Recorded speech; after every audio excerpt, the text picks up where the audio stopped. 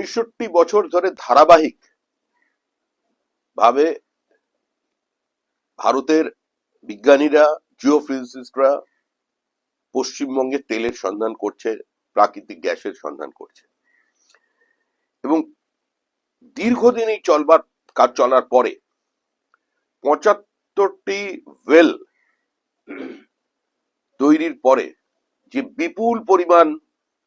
তেল এবং প্রাকৃতিক গ্যাসের সন্ধান ওএনজিসি পেয়েছিল, কমার্শিয়ালি সেই কাজ শুরু করতে গেলে একটা পেট্রোলিয়াম মাইনিং লাইসেন্সের প্রয়োজন আছে, যেটা প্রোভাইড করে রাজ্য সরকার। দুর্ভাগ্যজনক ভাবে 2021 সাল থেকে আজ পর্যন্ত 19টি চিঠি ভারত সরকারের বিভিন্ন সংস্থার পক্ষ থেকে পশ্চিমবঙ্গ সরকারের কাছে যায়, এবং পশ্চিমবঙ্গ সরকার এখনো পর্যন্ত কোনো পিএমএল জন্য প্রোভাইড করতে পারেননি। এ পর্যন্ত ওএনজিসি 1045 কোটি টাকা ইনভেস্ট করে ফেলেছেন অশোকনগর অয়েল ফিল্ডে, এবং শুধু অশোকনগর অয়েল ফিল্ড নয়, বিভিন্ন জায়গায় অয়েল ফিল্ডের সন্ধান পাওয়া গেছে। আজকে মাননীয় মন্ত্রী শ্রী হরদীপ পুরী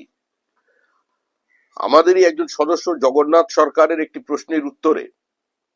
যে তথ্য দিয়েছেন লোকসভায়,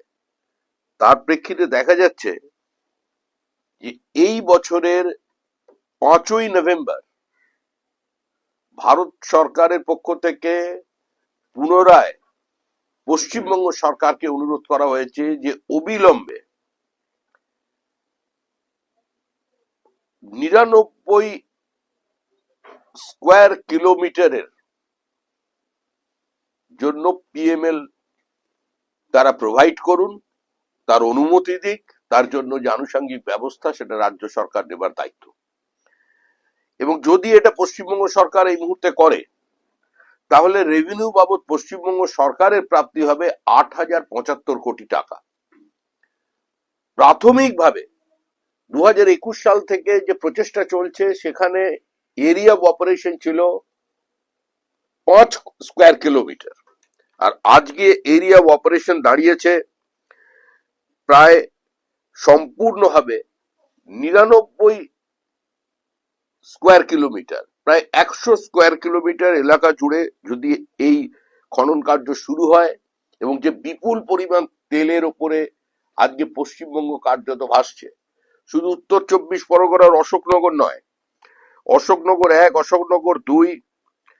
কাকপুল 1, ভুরকুন্ডা 1, রানাঘাট 2,